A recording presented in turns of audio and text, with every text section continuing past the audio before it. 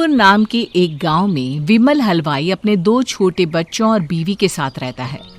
विमल की पत्नी ज्योति भूत प्रेत जादू टोने में बहुत माना करती थी।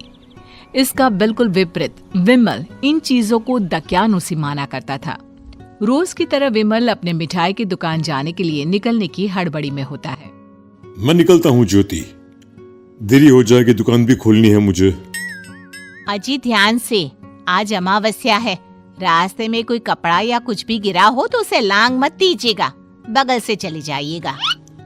अरे ऐसे तो तुम मुझे पागल ही कर दोगी क्या? हाँ, मैं नीचे देखकर चलूं कि सामने से कोई गाड़ी घोड़ा आकर मेरे ऊपर से चला जाए? दोनों हालत में तो मेरी ही मौत है। अरे क्यों सुबह सुबह इतनी अपसुगनी बातें कह रहे हो जी? मेरे गांव में तो ऐसा आंखों के सामने होता हुआ देखा है मैंने, इसीलिए कहती हूँ, वरना मुझे क्या, पड़ोसी को तो नहीं कहना चाहती मैं। पति हैं आप मेरे, इसलिए बोल रही हूँ। विमल अपनी मिठाई की दुकान चला जाता है। दुकान पर पहले से ही ग्राहकों की लंबी लाइन लगी हुई थी। ये लो, वहाँ ज्योति अमावस्या को लेकर परेशान है आज। विमल दुकान खोलता है।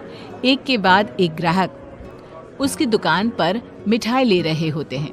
तभी गांव की एक बूढ़ी औरत विमल से कहती है, जिस तेजी से बिक्री हो रही है, कहीं किसी की नजर ना लग जाए, नींबू मिर्ची टांग ले।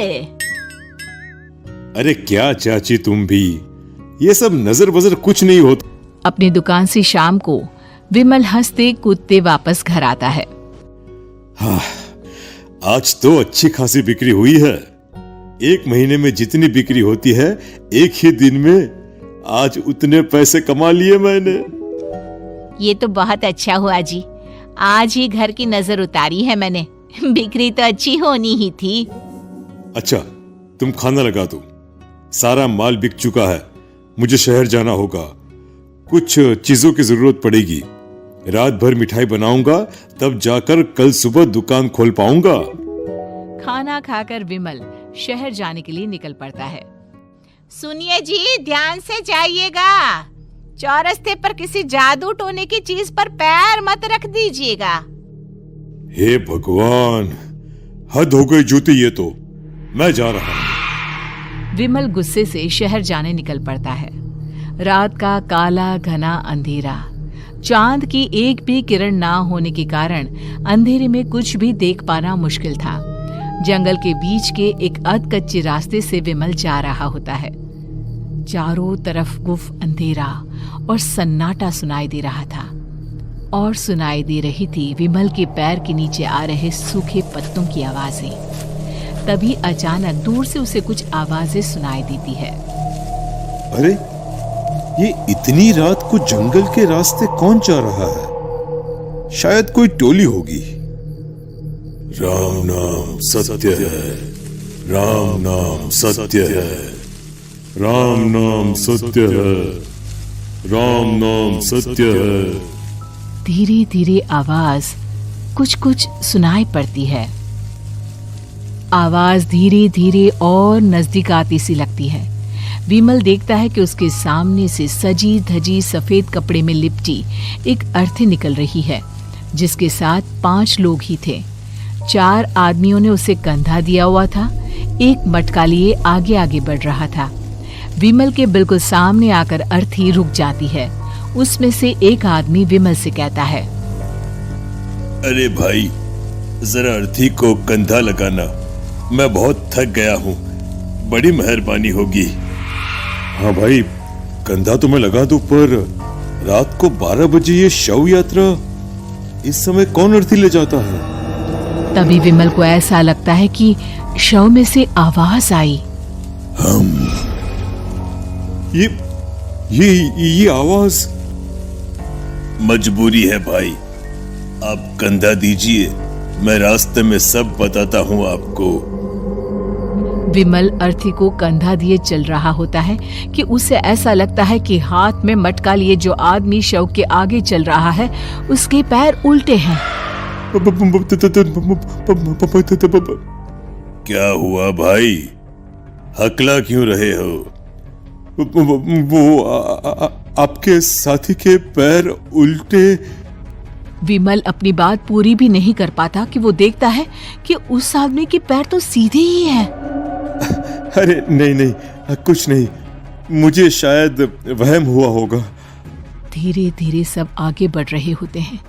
तब विमल को अचानक लगता है मटके में से एक हाथ बाहर आ रहा है। विमल घबरा जाता है। इसके पहले वो कुछ बोल पाता, कल्लू कहता है, मेरा नाम कल्लू है। हम 6 दोस्त थे, जिसमें से एक को तो तुम सोया हुआ देख रहे हो। इतनी पक्की दोस्ती थी कि जैसे हम सब सगे भाई हैं। पर किस्मत का कोई क्या कर सकता है। आज से 4 साल पहले एक नदी में हम सब नहाने गए थे, जिसमें डूबकर राजेश की मौत हो गई। किसी मजबूरी के कारण हमें उसकी अर्थी को रात को ही शमशान घाट ले जाना पड़ा। हम 5 उसे ले जा रहे थे। 4 साल पहले आप 5 में मैं कुछ समझा नहीं।